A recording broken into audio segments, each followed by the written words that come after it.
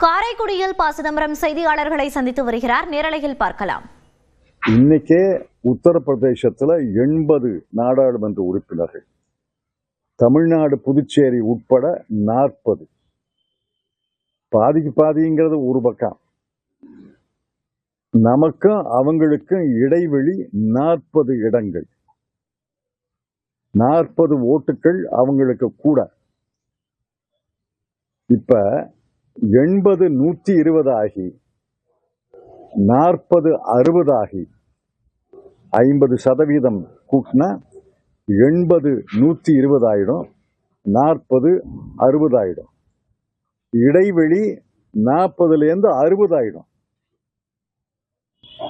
ஏற்கனவே தென் மாநிலங்கள் குரல்கள்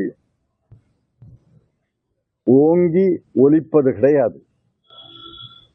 நாடாளுமன்ற மக்களவையில் இந்த இடைவெளி விரிந்தால் இன்னும்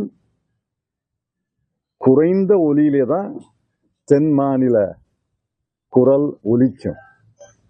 இப்பவே நாடாளுமன்ற மக்களவை உறுப்பினருக்கு 10 நிமிடம் பேச வாய்ப்பு இருந்தால் அதுவே அதிகம். 543 பேருக்கு பதிலாக 816 பேர் இருந்தா 5-6 நிமிஷம் கூட பேச முடியாது. 5-6 நிமிடங்கள் பேசி ஒரு நாடாளுமன்ற தொகுதி உறுப்பினர் ஏறத்தாழ 2.5-3 லட்சம் வாக்காளர்களை பிரதிநிதித்துவம் செய்பவர் என்ன பேச முடியும்?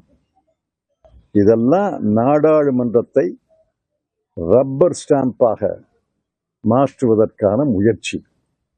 இந்த 2 மசோதாக்களும் வருகின்றனா இல்லையா என்று எனக்கு தெளிவில்லை.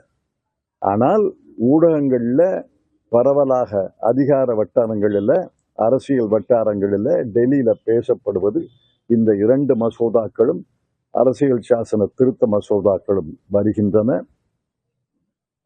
விவாதம், மசோதா நிறைவேற்றும் 2 விஷயம். விவாதமே கூடாது.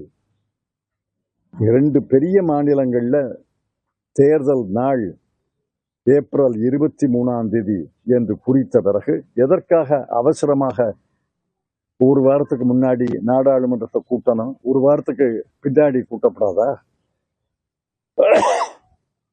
மசோதாக்களும் வந்தால் மிகப்பெரிய மோசடி, மிகப்பெரிய சதி. இதை அகில இந்திய காங்கிரஸ் கமிட்டி கண்டித்திருக்கிறது.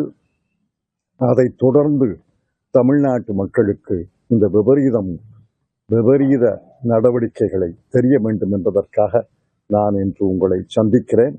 இதை கடுமையாக எதிர்க்கிறோம்.